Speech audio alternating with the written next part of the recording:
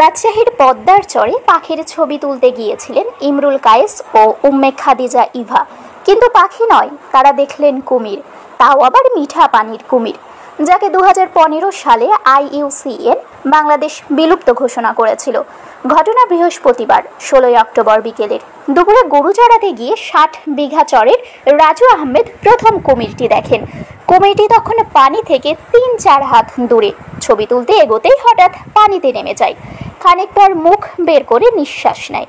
রাজু খবর দেন বন বিভাগের কর্মী সোহেল রানাকে। সেখান থেকে খবর চাই বন্যপ্রাণী পরিদর্শক জাহাঙ্গীর কবিরের কাছে। তিনি ফোন করেন আলোকচিত্রী ইমরুল কায়েসকে। খাদিজা ও কায়েস থাকেন রাজশাহী শহরের কাজীহাটা এলাকায়। পদ্মা নদী তাদের খুব চেনা জায়গা। সেদিন তারা বের হয়েছিলেন লালমুনিয়ার ছবি তুলতে। খাদিজা বলেন, রোদের তাপে ক্লান্ত হয়ে ঘাটের দোকানে বসেছিলাম। ঠিক তখনই বন বিভাগের ফোন এলো। ঘুম উড়ে গেল। কুমিরের খোঁজে বেরিয়ে পড়লাম। সামনে ছিল কোমর সমান পানি। স্যান্ডেল খুলে ক্যামেরা মাথার উপর তুলে পার হলেন দুজন। ভয় ছিল পা পিছলে না যায়। বেশ হাঁটার পর পৌঁছলেন ভারতের সীমান্ত ঘেঁষা এলাকায় রাজুর বাড়িতে। রাজুকে সঙ্গে নিয়ে আবার খুঁজতে লাগলেন। কুমির দেখা গেল না। মন খারাপ করে গাছতলায় বসে পড়লেন খাদিজা। ঠিক তখনই কায়েস ড্রোন ওড়ালেন। প্রথমে কিছু দেখা গেল না। একটু পর হঠাৎ কায়েস চিৎকার করে উঠলেন, পাগলি কুমির!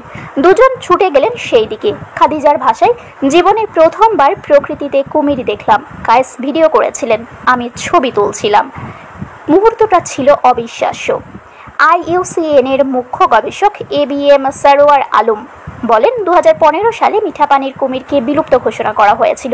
এরপর পাবনায় ও অন্য কয়েক জায়গায় দেখা গেছে, তবে সম্ভবত এরা ভারতের চাম্বল নদী থেকে এসেছে। তিনি জানান, বাংলাদেশে 3 প্রজাতির কুমির রয়েছে: লোনা পানির কুমির, মিঠা পানির কুমির এবং ঘড়িয়াল।